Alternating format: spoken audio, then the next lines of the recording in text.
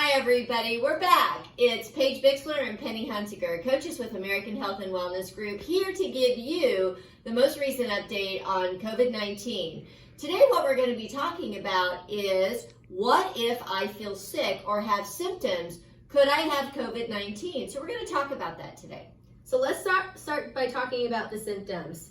The current symptoms are fever, cough, and shortness of breath. Now, if you do have these symptoms, I don't want you guys getting worried that you automatically have COVID-19. The reason being is that according to Johns Hopkins Medicine, COVID-19 and the influenza have very similar symptoms. So they both have fever, cough, and also that shortness of breath.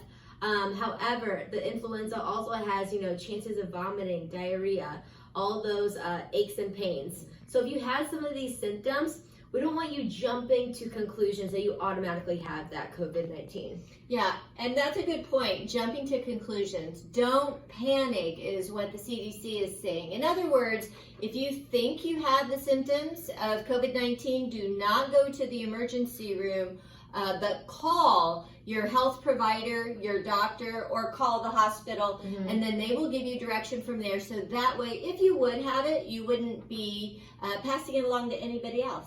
And honestly, a lot of those mild symptoms of COVID-19 can be treated right at home. So we just encourage you, stay home. Don't leave unless it's for, medical purposes. Try to avoid public transportation as well.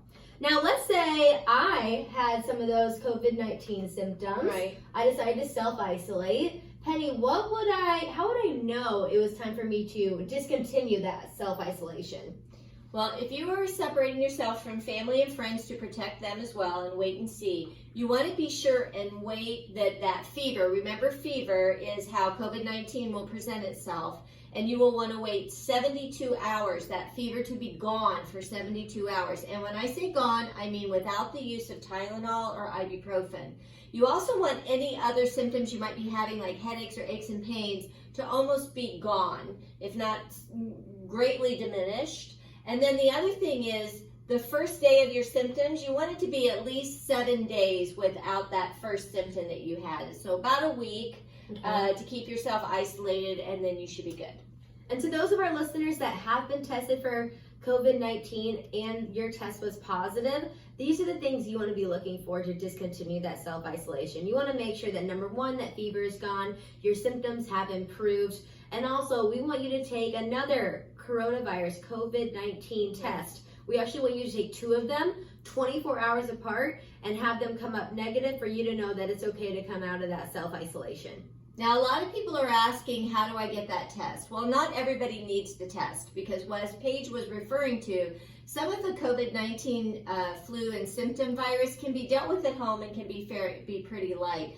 The people that decide who's going to get tested are the physicians and the hospital. So once you contact your physician or the hospital, they will let you know if you are a candidate for the COVID-19 testing, and they'll let you know what to do next. And a lot of the things that we can do to improve our immune system is drink our water, make sure we're getting lots of fruits and vegetables in, using lots of hand sanitizer, washing our hands regularly. So we just encourage you to practice some of these healthy behaviors at home. These are the things we always tell you guys to do. Our goal is that you have a strong immune system. Now stay tuned, because we're going to be diving into different lifestyle factors that are being affected by this pandemic and bring you a lot more information. So we'll see you next time. Bye guys. See ya.